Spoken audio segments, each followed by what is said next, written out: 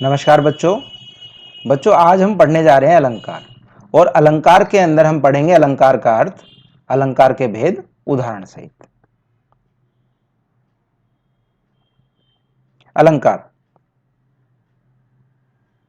अलंकार शब्द दो शब्दों से मिलकर बना है, अलम जमा कार। अलम का अर्थ है भूषण या सजावट, अर्थात जो अलंकृत या भूषित करे वह अलंकार कहलाता है। जिस प्रकार आभूषण धारण करने से स्त्री के सौंदर्य में वृद्धि हो जाती है, उसी प्रकार काव्य में अलंकारों के प्रयोग से काव्य की सुंदरता में भी वृद्धि हो जाती है। अतः हम कह सकते हैं कि काव्य के शोभा कारक धर्म अलंकार है।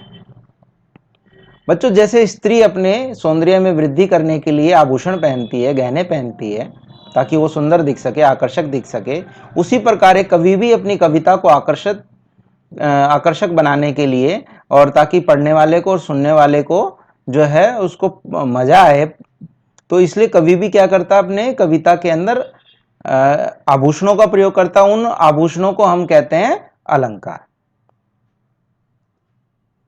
हिंदी साहित्य में शब्द और अर्थ दोनों का महत्व है। साहित्य में कहीं शब्द प्रयोग से या कहीं अर्थ के चमत्कार से काव्य के सौंदर्य में वृद्धि की जाती है। इसी आधार पर अलंकार के दो भेद किए गए हैं। यानी कि अलंकार के अब कितने भेद हैं? दो हैं। कौन से हैं वो? शब्दालंकार और अर्थालंकार। आइए इनका अर्थ जानते हैं। सबसे पहले शब्दालंकार। काव्य में जब विशेष शब्द प्रयोग के कारण उसके सौंदर्य में वृद्धि की जाती है, तो शब्दालंकार कहते हैं। यानी कि शब्दों के माध्यम से जो चमत्कार पैदा करे, वहां शब्दालंकार होता है। आइए इसको अर्थ एक उदाहरण से समझते हैं। ये भुजबल भूमि भूप बिनु कीनी, ये जो आप पढ़ रहे हैं, ये रामचरितमानस के राम लक्ष्मण परशुराम संवाद से ली गई है। ये कवि ने इसको इस तरह से क्यों लिखा है? अब देखिए, इसमें भूमि शब्द आया है, अगर इसकी जगह वो उनका पर्यायवाची धरती, और भूप शब्द आया है, इसकी जगह उसका पर्यायवाची राजा शब्द का अगर वो प्रयोग करते, तो काव्य में चमत्कार उत्पन्न नहीं हो पाता। करके देखते हैं। भुजबल धरती राजा बिनु कीनी, तो उसको सुनने में जो है इतना मजा नहीं आता। तो इसलिए कवि ने क्या किया है, इस तरह के शब्दों का प्रयोग किया है, जिससे कि सुनने में इसको मजा आए, और यहां शब्दों के माध्यम से चमत्कार पैदा हो रहा है। तो इसको हम कहते हैं शब्दालंकार। शब्दालंकार के अंदर भी भेद होते हैं। वो कौन कौन से हैं? अनुप्रास है, यमक अलंकार है, श्लेष अलंकार है, और पुनरुक्ति प्रकाश अलंकार है। और अब हम इनके बारे में एक एक करके जानेंगे। उससे पहले हम अर्थालंकार के बारे में जान लेते हैं। काव्य में जहां शब्दों के अर्थ से चमत्कार उत्पन्न हो, वहां शब्दालंकार होता है। पहले हमने पढ़ा जहां शब्दों से चमत्कार पैदा हो, जहां अर्थ से चमत्कार पैदा हो, इसलिए इसको अर्थालंकार कहा गया है। इसके भेद कौन कौन से? उपमा है, रूपक है, उत्प्रेक्षा, मानवीकरण और अतिशयोक्ति। अब हम आगे इस वीडियो में इन सभी अलंकारों के बारे में विस्तार से चर्चा करेंगे। आइए शुरू करते हैं। हमारा शब्दालंकार में सबसे पहला भेद है अनुप्रास अलंकार, दूसरा आता है हमारा यमक अलंकार, तीसरा श्लेष अलंकार, और चौथा पुनरुक्ति प्रकाश अलंकार। सबसे पहले हम लेते हैं हमारा अनुप्रास अलंकार। इसकी परिभाषा क्या है, इसका लक्षण क्या है इसको पहचानने का? जब समान वर्णों की आवर्ती होती है, आवर्ती का मतलब बार बार आना, अर्थात कोई वर्ण दो या दो से अधिक बार लगातार कविता की पंक्ति में आता है, इस प्रकार से वर्णों की आवर्ती को अनुप्रास अलंकार कहते हैं। इसको उदाहरण से समझेंगे। देखिए, हमने एक उदाहरण लिखा हुआ है। यह है, कल कानन कुंडल मोर पखा उर्पे बनमाल विराजती है। अब इसमें देखिए, हम लक्षण लेते हैं। क्या बताया है? जब समान वर्णों की आवर्ती होती है, अर्थात कोई वर्ण दो या दो से अधिक बार लगातार कविता की पंक्ति में आता है। अब इसमें देखिए, क वर्ण की आवर्ती हो रही है। कैसे हो रही है? एक बार यहां आया, इस शब्द में क वर्ण है, इसमें भी कैसे शुरू हो रहा है ये, और कुंडल में भी क वर्ण से शुरू हो रहा है। देखिए, लगातार 3 बार आ गया। हमारी शर्त क्या थी? दो या दो से अधिक बार और लगातार अगर कोई वर्ण आ जाए वहां, तो वहां क्या होता है, अनुप्रास अलंकार होता है। और देखिए इसमें एक ब वर्ण की भी आवृत्ति हो रही है, यहाँ पे उर्पे बनमाल विराजती है, यहां भी ब है और यहां पर भी ब वर्ण है। तो क वर्ण की आवृत्ति है और ब वर्ण की आवृत्ति हो रही है, इसलिए इसको हम कहेंगे अनुप्रास अलंकार। एक और उदाहरण देखते हैं, कालिंदी कूल कदम की डारन, इसमें भी क्या हो रहा है, क वर्ण की आवृत्ति हो रही है लगातार 3 बार, तो इसमें भी अनुप्रास अलंकार है। एक और उदाहरण देखिए, मुदित महीपति मंदिर आए, सेवक सचिव सुमंत बुलाए। इसमें यहां से यहां तक देखिए, ये मैं और यहां पे मैं और यहां पे मैं, तो तीनों में म वर्ण की आवृत्ति हो रही है। और इसमें सेवक सचिव सुमंत बुलाए में सवर्ण की आवृत्ति हो रही है, तो इसलिए इसमें भी अनुप्रास अलंकार है। ये देखिए एक और है, तरनी तनुजा तट तमाल तरुवर बहुछाए, इसमें लगातार त वर्ण की आवृत्ति हो रही है 5 बार, यहां पर त, फिर त, यहां पर भी, और ये वाला लगातार। और हमारी शर्त क्या है, 2 या 2 से अधिक बार, कम से कम कितनी बार होनी चाहिए, 2 बार होनी चाहिए। ठीक है, एक और उदाहरण देखते हैं, चारु चंद्र की चंचल किरणें खेल रही हैं जलथल में। इसमें देखिए च वर्ण की आवृत्ति हो रही है, यहां पर 2 बार आ गया, तो इसमें अनुप्रास अलंकार हो गया। तो बच्चों ध्यान रखें, अनुप्रास अलंकार को पहचानने का क्या तरीका है कि कोई भी वर्ण 2 या 2 से अधिक बार लगातार आ जाए, 2 या 2 से अधिक बार, ये नहीं कि एक बार यहां आ गया और एक बार यहां पर आ गया, ऐसे नहीं चलेगा, लगातार आना चाहिए, 2 शब्दों में लगातार आना चाहिए, तब अनुप्रास अलंकार हो जाएगा। ठीक है, अब दूसरा अलंकार देखते हैं, यमक अलंकार। इसका लक्षण क्या है, वहे शब्द पुनि पुनि परे, अर्थ भिन्न ही भिन्न। अर्थात यमक अलंकार में एक शब्द, वहां हमने वर्ण की बात की थी अनुप्रास में, इसमें हम पूरे शब्द को लेकर चल रहे हैं। एक शब्द 2 या 2 से अधिक बार प्रयोग होता है और हर बार उसका अर्थ भिन्न होता है, यानी कि अलग होता है। देखें उदाहरण से, काली घटा का घमंड घटा। अब इसमें देखिए ये घटा शब्द जो है ना 2 बार आ रहा है, घटा और यहां पर भी घटा, और दोनों बार इसका अर्थ क्या अलग है, कैसे है देखें। पहला जो है काली घटा, घटा यानी कि काले बादल। दूसरा घमंड घटा, घटा यानी कि कम होना, घटना। तो दोनों में अर्थ अलग अलग हो गया ना घटा का, इसलिए यहां पर यमक अलंकार। एक और उदाहरण लेते हैं, माला फेरत जुग भया, फिरा न मन का फेर, कर का मन का डारी दे, मन का फेर। कि माला फेरते हुए एक युग बीत गया है, माला फेरते हुए एक युग बीत गया, लेकिन मन का फेर अभी तक नहीं हमारा फिरा। कर का मन का डारी दे, हाथ कर यानी हाथ के मनके को डाल दो, और मन के को फेरो। अब देखो इसमें एक तो आया मन का हमारा ये माला का मन का मोती, दूसरा मन का यानी कि हृदय का।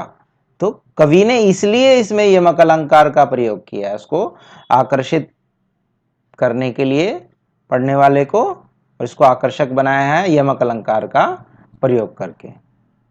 एक और उदाहरण लेते हैं, जे 3 बेर खाती थी वे 3 बेर खाती है। इसमें देखिए बेर शब्द आ गया 2 बार, और दोनों बार इसका अर्थ अलग अलग है। कैसे अलग है देखिए, 3 बेर, जो पहला 3 बेर है, जो 3 बेर यानी 3 बार, 3 टाइम, वे 3 बेर खाती हैं, यानी कि वो 3 बेर यानी कि फल, खाने वाला फल जो बेर है, यहां उसकी बात हो रही। तो दोनों बार अलग अलग अर्थ हो गए, तो यहां पर यमक अलंकार हो गया। अगला हमारा अलंकार है श्लेष अलंकार। इसका लक्षण क्या है, श्लेष का अर्थ होता है चिपकना। जब एक कविता में एक शब्द से कई अर्थ चिपके हुए हों, तब श्लेष अलंकार होता है। देखो यमक अलंकार और श्लेष अलंकार में यही फर्क है, यमक अलंकार में एक शब्द जो है 2 या 2 से अधिक बार आ जाएगा, लेकिन उनका अर्थ अलग अलग होगा। श्लेष अलंकार में क्या है, शब्द एक ही होगा वो उस पंक्ति में, लेकिन उसके कई अर्थ निकल रहे होंगे, यानी एक ही शब्द से कई अर्थ चिपके हुए होंगे। देखिए उदाहरण से, मंगन को देख पट देत बार बार है। अब इसमें एक शब्द आया पट, यानी मांगने वाले को देखकर वह कपाट यानी किवाड़ दरवाजे को बार बार बंद कर देता है। एक तो अर्थ ये निकला। दूसरा पट का क्या अर्थ है? वस्त्र भी होता है, यानी मांगने वाले को देखकर वह बार बार उसको वस्त्र देता है। तो मंगन को देख पट देत बार बार है। तो पट शब्द से एक ही बार आया है, लेकिन इससे दो अर्थ चिपके हुए हैं, कपाट और वस्त्र। दूसरा देखें उदाहरण, चरण धरत चिंता करत चितवत चहु और सुबरन को ढूंढत फिरत कवि व्यभिचारी चोर। अब इसमें एक शब्द है सुबरन। अब सुबरन के अर्थ जो है, तीन अर्थ हैं सुबरन के इसमें। कैसे हैं? सुबरन को ढूंढत फिरत कवि व्यभिचारी चोर, यानी सुबरन को कौन कौन लोग ढूंढते फिर रहे हैं? कवि व्यभिचारी चोर। और तीनों के लिए सुबरन का अलग अलग अर्थ हुआ, यानी सुबरन से तीन अर्थ चिपके हुए हैं। अब सुबरन के अर्थ क्या है? कवि के लिए सुबरन का अर्थ क्या है? सुंदर शब्द। व्यभिचारी के लिए व्यभिचारी कौन होता है? जो दूसरी स्त्रियों के पास जाता है। व्यभिचारी के लिए सुबरन का अर्थ है सुंदर रूप रंग वाली स्त्री। और चोर के लिए सुबरन का अर्थ होता है सोना, स्वर्ण। तो सुबरन के तीन अर्थ हो गए ना, कवि के लिए भी, व्यभिचारी के लिए भी और चोर के लिए भी। इसलिए यहां पर तीन अर्थ यहां सुबरन से चिपके हुए। आइए इसका एक और उदाहरण लेते हैं। जो रहीम गति दीप की कुल कपूत गति सोए, बारे उजियारा करे बड़े अंधेरो होए। अब इसमें देखिए कैसे है। इसमें यहां दो शब्द हैं हमारे, बारे और बड़े। इन दोनों शब्दों में श्लेष अलंकार है। इन दोनों शब्दों में अर्थ चिपके हुए हैं, दो दो अर्थ चिपके हुए हैं। वो कैसे हैं? देखो यहां पर समझाया, यहां दीपक और कुपुत्र का वर्णन है इस दोहे में। बारे और बढ़े के अर्थ दीपक और कुपुत्र के लिए अलग अलग हैं। बारे यानी दीपक के अर्थ में जलाना और कुपुत्र के अर्थ में बचपन। बढ़े दीपक के अर्थ में बुझना और कुपुत्र के अर्थ में बड़ा होना। इस दोहे का क्या अर्थ है? जो रहीम गति दीप की कुल कपूत गति सोए, कि जो गति, रहीमदास जी कह रहे हैं, जो गति दीपक की होती है वैसे ही कुल में कपूत की गति भी होती है। बारे उजियारा करे, यानी कि दीपक को जलाओगे, बारे यानी दीपक के अर्थ में लेंगे, अगर उसको जलाओगे दीपक को तो उजियारा करेगा। और कुपुत्र के अर्थ में बारे को लोगे, यानी बचपन में तो क्या होता है? कुपुत्र, चाहे सुपुत्र हो चाहे कुपुत्र हो, बचपन में तो सभी उजियारा करते हैं। बढ़े अंधेरा होए, बढ़े दीपक के अर्थ में, अगर दीपक को बुझा दें तो क्या होगा? अंधेरा हो जाएगा।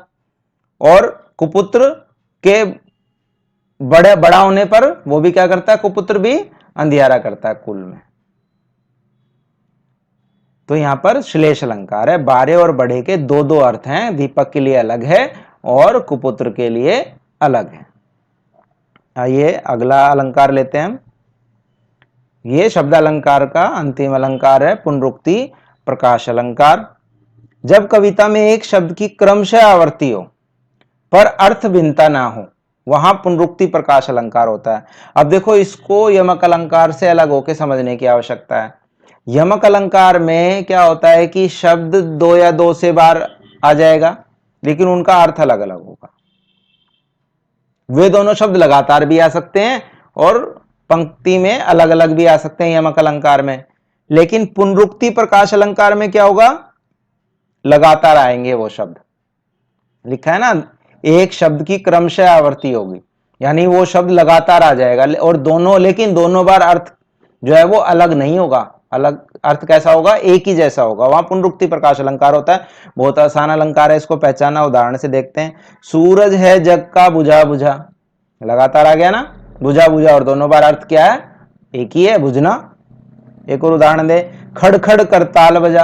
अब खड़खड़ आ गया लगातार दो बार, तो और दोनों बार अर्थ क्या है? एक ही है। तो यहां भी पुनरुक्ति प्रकाश अलंकार है। तीसरा, थल थल में बसता है शिव ही। यहां भी थल थल क्या है, पुनरुक्ति प्रकाश अलंकार हो गए, दोनों में अर्थ एक ही है। एक और उदाहरण ले, मीठा मीठा रस टपकाता, तो मीठा मीठा का भी एक ही अर्थ है, मीठा। एक और अर्थ देखें, आगे आगे नाचती गाती बयार चली, आगे आगे, इसमें पुनरुक्ति प्रकाश अलंकार है, क्योंकि आगे आगे आगे की बात हो रही है, दोनों का अर्थ एक ही जैसा है। तो ये थे आपके शब्द अलंकार 4 हमने पढ़े, अनुप्रास, यमक, श्लेष और पुनरुक्ति प्रकाश अलंकार। अब हम पढ़ेंगे अर्थालंकार। अर्थालंकार में हम कौन कौन से अलंकार पढ़ेंगे? उपमा अलंकार पढ़ेंगे, रूपक, उत्प्रेक्षा, मानवीकरण और अतिशयोक्ति अलंकार। आइए एक एक करके इनको पढ़ते हैं। सबसे पहला है हमारा उपमा अलंकार। उपमा का अर्थ होता है तुलना, जहां एक वस्तु या प्राणी की तुलना अत्यंत समानता होने के कारण किसी प्रसिद्ध वस्तु या प्राणी से की जाती है, वहां उपमा अलंकार होता है। इसको सरल शब्दों में समझें तो हम दो व्यक्ति या वस्तुओं के बीच में जब तुलना करते हैं तो वहां पर उपमा अलंकार आ जाता है। जब हम तुलना करने वाली, समानता प्रकट करने वाली कोई बात बोलेंगे तो वहां उपमा अलंकार आ जाएगा। उपमा को समझने के लिए उपमा के अंगों को समझना आवश्यक है। उपमा के 4 अंग होते हैं। आइए इसे एक उदाहरण के माध्यम से लेकर समझते हैं। हमने सरल सा एक उदाहरण लिया है, चांद सा सुंदर मुख। देखो इसमें मैंने कहा उपमा को समझने के लिए उपमा के अंगों को समझना आवश्यक है, और उपमा के 4 अंग हैं।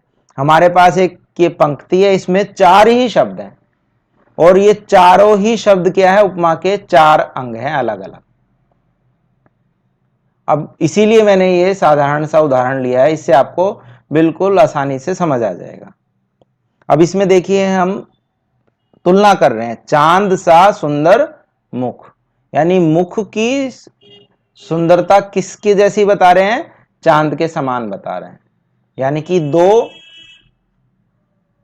चीजों में हम समानता प्रकट कर रहे हैं। पहली बात तो यह है, इससे आप समझें यहां उपमा अलंकार आ गया।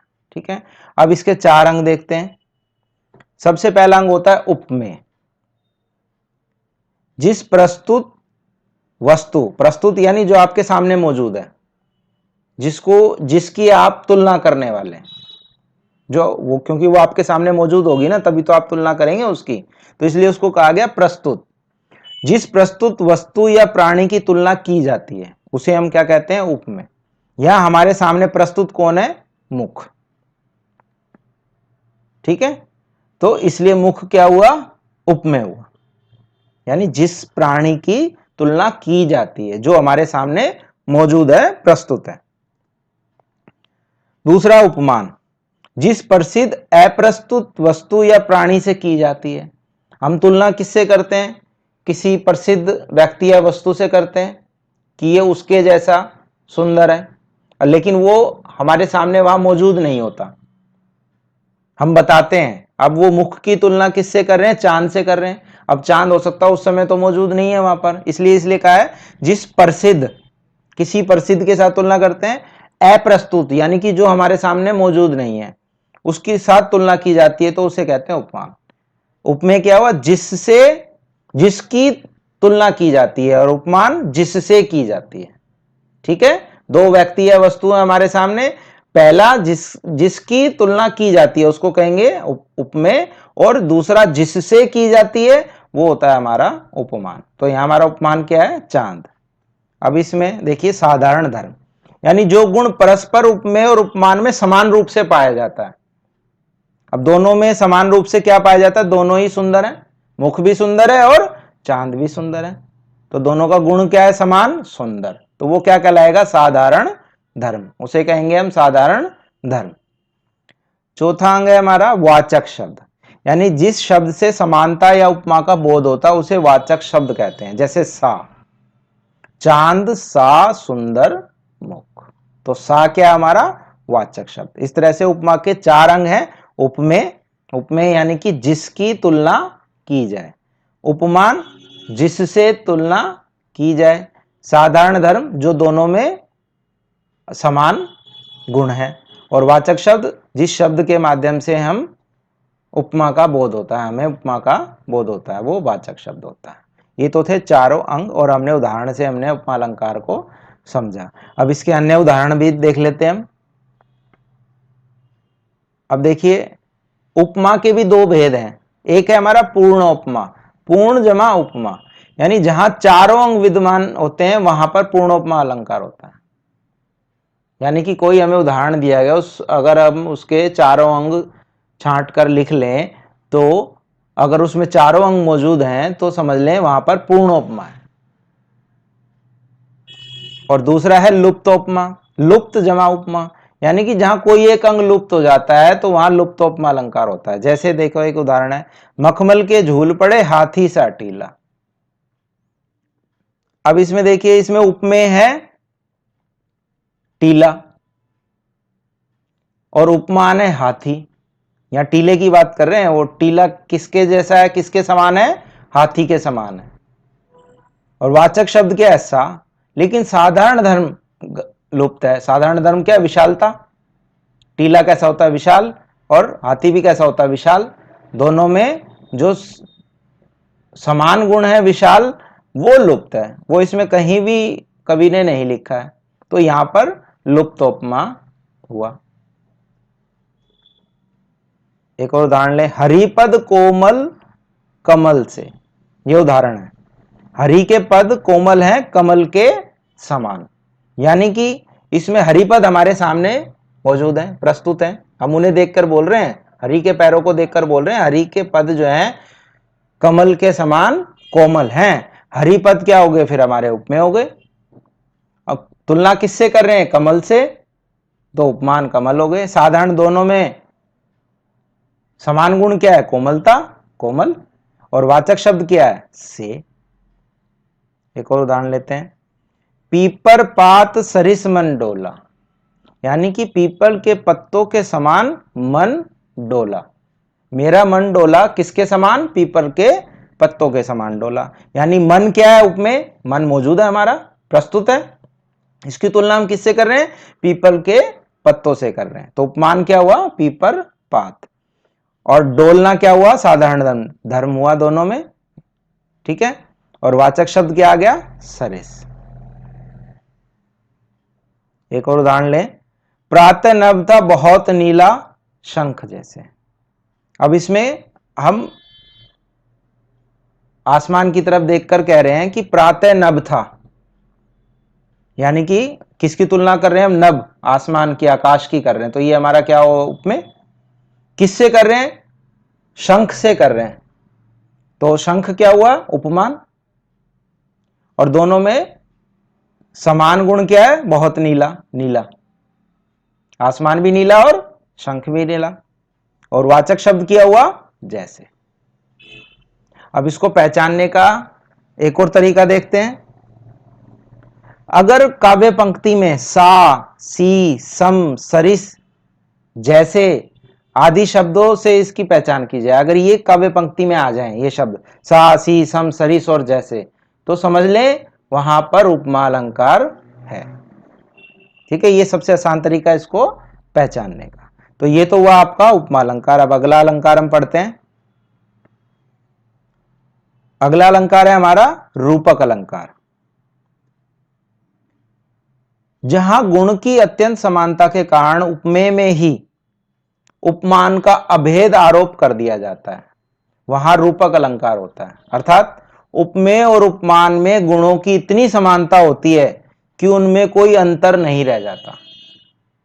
पहले तो हम क्या कह रहे थे, चांद सा सुंदर मुख, यानी कि चांद के समान सुंदर मुख, समानता दिखा रहे थे। लेकिन इसमें क्या होता है, रूपक अलंकार में दोनों में अत्यंत समानता हो जाती है, इतनी समानता हो जाती है कि कोई भी अंतर उनमें नहीं रह जाता। इसलिए इसमें साधारण धर्म और वाचक शब्द का प्रयोग नहीं किया जाता है। इसको उदाहरण से समझें। जैसे कि बच्चा कह रहा है, मैया मैं तो चंद्र खिलौना ले हूं, कि मैया मैं तो चंद्र रूपी खिलौना लूंगा, चंद्रमा रूपी खिलौना लूंगा। तो यहां पर चंद्रमा की ओर देखकर कह रहा है वो कि मैं तो चंद्रमा, वो जो चंद्रमा है ना वो खिलौना लूंगा, यानी कि अभेद आरोप हो गए ना चंद्रमा में और खिलौने में, वो चंद्रमा को ही क्या बता रहा है, खिलौना बता रहा है। ठीक है, तो चंद्रमा क्या है इसमें उपमेय, और खिलौना शब्द का भी वो इस्तेमाल कर रहा है, तो चंद्रमा को ही उसने क्या मान लिया, खिलौना मान लिया, तो खिलौना क्या होता है, उपमान। दोनों में अभेद आरोप हो गया। चंद्रमा और खिलौना में इतनी समानता होगी कि दोनों में बच्चा अंतर नहीं कर रहा है, तो इसको बोलते हैं रूपक अलंकार। और इसको इस तरह से बोला जाता है, मैया मैं तो चंद्र रूपी खिलौना लूंगा। चंद्र रूपी, चंद्रमा के रूप वाला खिलौना लूंगा। एक और उदाहरण ले, चरण कमल बंदव हरि राई। इसमें क्या है, चरण क्या है, उपमेय है, और कमल क्या है, उपमान है। कर उदाहरण ले, शशि मुख पर घूंघट डाले, अंचल में दीप जलाए। इसमें मुख क्या है, उपमेय, और शशि यानी चंद्रमा क्या है, उपमान। शशि मुख पर यानी चंद्रमा वाले, चंद्रमा रूपी मुख पर उसने घूंघट डाला हुआ है और आंचल में दीपक जलाए हुए। यह था आपका रूपक अलंकार। अगला अलंकार है हमारा उत्प्रेक्षा अलंकार। उत्प्रेक्षा का अर्थ होता है उत्कट इच्छा। जब कवि उपमेय और उपमान के भिन्न होने पर भी उन्हें समान देखने की उत्कट इच्छा से संभावना या कल्पना कर लेता है। अब देखिए, हमने उपमा में क्या पढ़ा कि वो समानता प्रकट करता है, रूपक में तो वो बिल्कुल ही समान मान लेता है, और उत्प्रेक्षा में क्या करता है, वो उपमेय और उपमान अलग अलग है, लेकिन उसके अंदर इतनी इच्छा पैदा हो रही है, वो उन दोनों में क्या करता है, संभावना या कल्पना कर लेता है समान देखने की। अर्थात जहां उपमेय में ही उपमान की संभावना या कल्पना कर ली जाती है, वहां उत्प्रेक्षा अलंकार होता है। और इसके कुछ खास शब्द हैं, मानो, मनहू, जानो, जनहू आदि इसके बोधक शब्द हैं, जिनसे कि हम उत्प्रेक्षा अलंकार को पहचानते हैं। उपमा में हमने पढ़ा था सा, सी, सम, सरिस और जैसे शब्दों का इस्तेमाल होता है, अगर पंक्ति में ये सारे आ जाएं तो वहां उपमा अलंकार होता है। वैसे ही उत्प्रेक्षा अलंकार को कैसे पहचानेंगे, अगर काव्य में, कविता में मानो, मनहू, जानो, जनहू आदि शब्द आ जाएं तो समझ लो कि वहां पर उत्प्रेक्षा अलंकार है। उदाहरण से देखें, कहती हुई उत्तरा के नेत्र जल से भर गए, हिम के कणों से पूर्ण मानो हो गए पंकज नए। सबसे पहले तो देखो मानो शब्द आ गया, उत्प्रेक्षा अलंकार है। अब इसको समझते हैं। देखिए, इसमें उपमेय कौन है, उत्तरा। उत्तरा के अश्रुपूर्ण नेत्र, आंसुओं से भरे हुई उसकी आंखें, उत्तरा की। उपमान, ओस जल कण से युक्त पंकज की संभावना की गई है। पंकज यानी कि आपका कमल का फूल, और उस पर ओस के जल कण है, उससे वो युक्त है, उसकी संभावना वो कर रहे हैं, किससे, उत्तरा के अश्रुपूर्ण नेत्रों से। अब देखो बिल्कुल ही अलग है, उपमेय और उपमान बिल्कुल अलग है, लेकिन वो क्या कर रहे हैं, दोनों में संभावना व्यक्त कर रहे हैं। कहती हुई उत्तरा के नेत्र जल से भर गए, हिम के कणों से पूर्ण मानो हो गए पंकज नए। और इसमें मानो क्या आ रहा है, वाचक शब्द आ रहा है, जिससे कि हम इसकी पहचान कर रहे हैं। एक और उदाहरण लेते हैं, सोहत ओढ़े पीतपट, श्याम सलोने गात, मनहु नीलमणि शैल पर आतप परियो प्रभात। अब इसमें देखिए, इसमें उपमेय है श्री कृष्ण के सुंदर श्याम शरीर में, यह उपमेय है। उपमान, नीलमणि पर्वत की संभावना दी गई है, यानी कि श्री कृष्ण जी का जो सुंदर श्याम शरीर है, उसमें नीलमणि पर्वत की संभावना कवि व्यक्त कर रहा है। और दूसरी पंक्ति एक और देखिए उपमेय है इसमें, शोभायमान पीतांबर। कृष्ण जी क्या धारण करते थे, पीतांबर, पीले वस्त्र धारण करते थे। शोभायमान पीतांबर में उपमान कौन सा, प्रभात की धूप की मनोरम संभावना की गई है। सोहत ओढ़े पीतपट, श्याम सलोने गात, मनहु नीलमणि शैल पर आतप परियो प्रभात। और इसमें देखिए मनहु आ गया, मनहु वाचक शब्द का इसमें प्रयोग किया गया है। तो जिससे हमने पहचानने का तरीका बताया था, उत्प्रेक्षा अलंकार में अगर मानो मनहु जानो जनहु शब्द आ जाएं तो समझें कि वहां पर उत्प्रेक्षा अलंकार होता है। ये था आपका उत्प्रेक्षा अलंकार। अगला है हमारा मानवीकरण अलंकार। जहां जड़ प्रकृति पर मानवीय भावनाओं या क्रियाओं का आरोप हो वहां मानवीकरण अलंकार होता है। अर्थात जहां प्रकृति को मानव के समान कार्य करते हुए दर्शाया गया हो। कैसे? जैसे मेघ आए बड़े बंठन के समर के। मेघ क्या है? हमारी प्रकृति है मेघ। तो उसको मानव के रूप में, मेहमान के रूप में प्रस्तुत कर रहे हैं कि वो कैसे आए हैं, बड़े बंठन के संवर के आए हैं। मेघ को मेहमान के रूप में हम यहां दिखा रहे हैं, तो मानव के रूप में प्रदर्शित कर दिया, तो यहां पर मानवीकरण हो गया, मानवीकरण अलंकार। बीच में अलसी हठीली, देह की पतली कमर की है लचीली। यहां अलसी को हठीली बताया गया, वो बड़े हठी स्वभाव की है, और देह की पतली है और कमर से लचीली है। स्त्री के रूप में यहां पर प्रस्तुत कर दिया हमने अलसी के पौधे को। तो यहां पर भी हमने मानवीकरण कर दिया, तो इसलिए ये हुआ मानवीकरण अलंकार। तीसरा, बूढ़े पीपल ने आगे बढ़कर जुहार की, कि पीपल का जो पेड़ है उसको बूढ़ा व्यक्ति बताया गया, बूढ़े व्यक्ति की तरह वो आगे बढ़कर जुहार कर रहा है। तो यहां भी मानवीकरण अलंकार हो गया। हर्षाया ताल लाया पानी परात भर के। ताल यानी तालाब जो है वो हर्षित हो गया, खुशी खुशी से, खुशी के मारे वो पानी परात भर भर के ले आया मेहमान के स्वागत के लिए, उसके पैरों को धुलवाने के लिए। तो यहाँ तालाब का मानवीकरण कर दिया गया है, तो यहाँ भी मानवीकरण अलंकार हुआ। आइए अगला अलंकार है हमारा अतिशयोक्ति अलंकार। अतिशयोक्ति शब्द दो शब्दों से मिलकर बना है, अतिशय जमा उक्ति।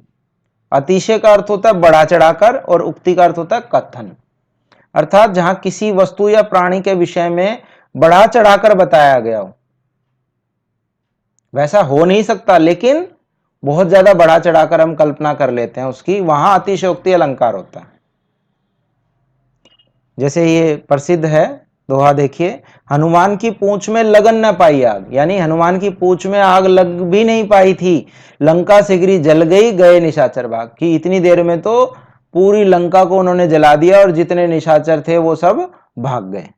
तो यहाँ पर अतिशयोक्ति अलंकार है। ऐसा संभव नहीं है कि आग पूरी तरह से पूंछ में लग भी नहीं पाई और पूरी लंका जल जाए, लेकिन कवि ने क्या किया है, उसको बढ़ा चढ़ाकर प्रस्तुत किया है, इसलिए यहां पर अतिशयोक्ति अलंकार है। ये सुदामा चरित से है। पानी परात को छुओ नहीं, नैनन के जल सो पग धोए। जब सुदामा आते हैं कृष्ण जी से मिलने के लिए, कृष्ण जी दौड़े हुए चले जाते हैं, देखते हैं उनकी हालत जो है, पैरों से खून निकल रहा है, कांटे चुभे हुए हैं, तो वो क्या करते हैं, वो उनके सेवक जो है पानी लाते हैं परात में भरकर उनके पैरों को धुलाने के लिए। लेकिन कृष्ण जी क्या होता है कि पानी परात को छुओ नहीं, यानी पानी परात को हाथ ही नहीं लगाते। नैनन के जल सो पग, अपने आंखों से जो जल, जो आंसू निकले उसी से उनके पैरों को धो देते हैं। लेकिन ऐसा संभव नहीं है, लेकिन कवि ने अतिशयोक्ति अलंकार का प्रयोग करके उसको संभव बनाया है इसमें। तो इसलिए यहां पर बड़ा चढ़ाकर बताया, इसलिए यहां पर अतिशयोक्ति अलंकार हुआ। तीसरा है, आगे नदियां पड़ी अपार, घोड़ा कैसे उतरे पार। राणा ने सोचा इस पार, तब तक चेतक था उस पार। महाराणा प्रताप का जो प्रसिद्ध घोड़ा था चेतक, उसके बारे में ये प्रसिद्ध पंक्तियां हैं। कवि ने क्या लिखा है कि आगे नदियां पड़ी अपार, कि आगे बहुत नदियां आ गई, घोड़ा कैसे उतरे पार। अब घोड़ा उन नदियों से पार कैसे जाएगा। राणा ने सोचा इस पार, तब तक राणा ने इस पार सोचा कि कैसे मेरा घोड़ा नदियों के पार जाएगा, तब तक चेतक था उस पार, कि चेतक जो है इतनी देर में तो उन नदियों को पार कर गया। यहां चेतक के बारे में बढ़ा चढ़ाकर प्रस्तुत किया गया है, इसलिए उसकी खूबियों को बढ़ा चढ़ाकर प्रस्तुत किया है, इसलिए यहां पर अतिशयोक्ति अलंकार हुआ। तो बच्चों ये थे हमारे अलंकार।